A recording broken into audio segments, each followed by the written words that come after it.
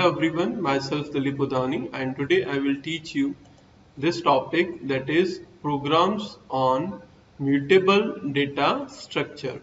So let's start. So first of all, we have program number 1. Write a Python program to find the sum of all the elements in the list. So here is the solution.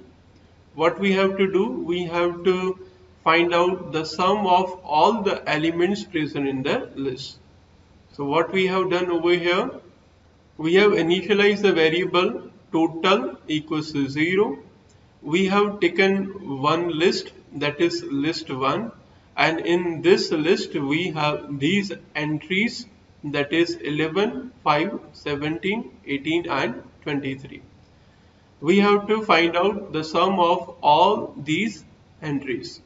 For that purpose, what we are doing over here, we are going to take for loop for num in range of 0, len of list 1. So len of list 1 will give us the length of list 1, that is 1, 2, 3, 4, 5. So this is nothing but 5. What this range of 0, 5 will give us? It will give us the possible values of num from 0 to 5 minus 1. That is nothing but from 0 to 4. So the possible values of num are from 0 to 4. Now total equals to total plus list 1 of num. So initially the value of num is 0. So list 1 of 0. So what is list 1 of 0? That is nothing but 11. Now what is the value of total? That is 0. So here we will be having 0 plus 11. So that will be assigned to variable total. Now in total we have 11. Now for the next iteration, the value of num will become 1. Now for next iteration num equals to 1, we have total equals to total plus list 1 of num. Now the total is 11 plus list 1 of num. The value of num is 1, so list 1 of 1, that is nothing but 5. So 11 plus 5, that is 16. Now this process will be repeated for all the values of num. At last we will be having the addition of all these elements. Print sum of all the elements in the given list, total. So total, that is nothing but the addition of all the elements present in list 1. So what is the output? That is sum of all elements in given list, that is 74. If you will add all these entries, you will get output as 74. Now I will show you the output of this program in PyCharm. See, I have written the same program over here. I will just run this program. Click on this run button. Now you can see the same output as discussed with you, that is sum of all elements in given list, that is 74. Now say I will remove this element from the list, say that is 23. Now what will be the sum of these elements? So for that purpose I will just run this program once again. Click on this run button. Now you can see the output, that is sum of all elements in given list, that is 51. Now we will see program number 2, that is write a Python program to add two given lists using map and lambda function. So here is the solution. nums1, that is equals to 0, 1, 2. We have created list 1 using the variable name, that is nums1. Similarly, we have created second list using the variable name nums2, and in nums2 we have elements 3, 4, 5. Print of original list will print original list. Then after print of nums1 will print the elements of list 1, that is 0, 1, 2. Print of nums2 will print the elements of the list nums2, that is 3, 4, 5. Then after result equals to map of lambda. See, in the map function we have used lambda function as argument. We have taken two arguments x comma y, and we have to add the elements of nums1 and nums2. That's why we are going to write down x plus y over here. Then after comma, x will be from nums1, comma, y will be from nums2. Then after print, this is new line and result after adding two list. So this print statement will print result column after adding two lists.